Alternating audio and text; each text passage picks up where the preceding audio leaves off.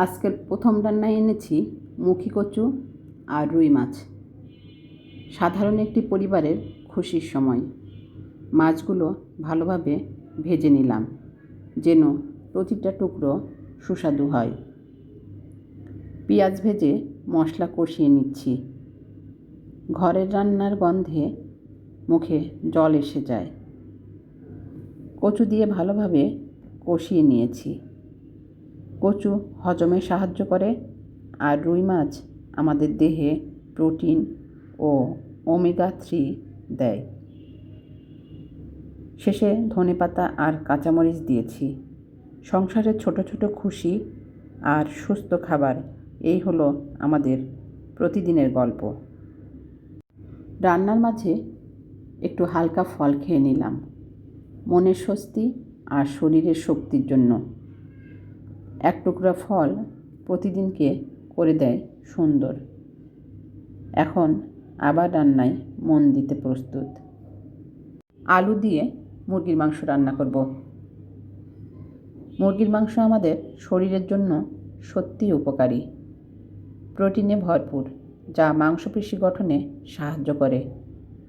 মুরগি vitamin B এবং selenium দেয়, যা দেহকে শক্তিশালী রাখে, রোগ প্রতিরোধ ক্ষমতা বাড়ায়।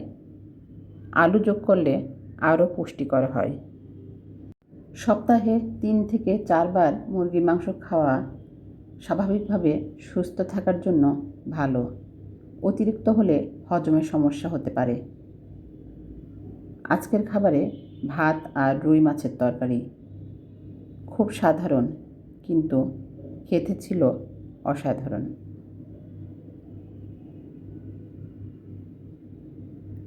তো এই পর্যায়ে আমি আমার খাবারটা পরিবেশন করে নিচ্ছি। প্রথমে নিয়ে নিয়েছি সাদা ভাত, এ পর্যায়ে এক টুকরো রুই মাছ আর সাথে কচুরমুখী। আজকের রান্নাগুলো করতে করতে মনে হলো আমাদের প্রতিদিনের জীবনটা আসলে ছোট ছোট মুহূর্তে ভরা। হাসি, খাওয়া আর সংসারের যত্ন, এইগুলোই তো আসল গল্প।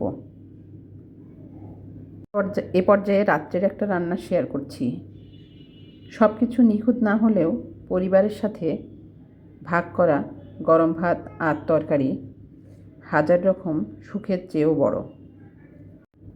তাহলে আজকের মতো এখানেই শেষ করছি। রান্না যেমন ভালো হয়, তেমনি দিনেরও একটা সুন্দর বিদায় থাকে। আবার নতুন দিনে নতুন গল্প নিয়ে আসব। ভালো থাকবেন সবাই। আল্লাহ হাফেজ।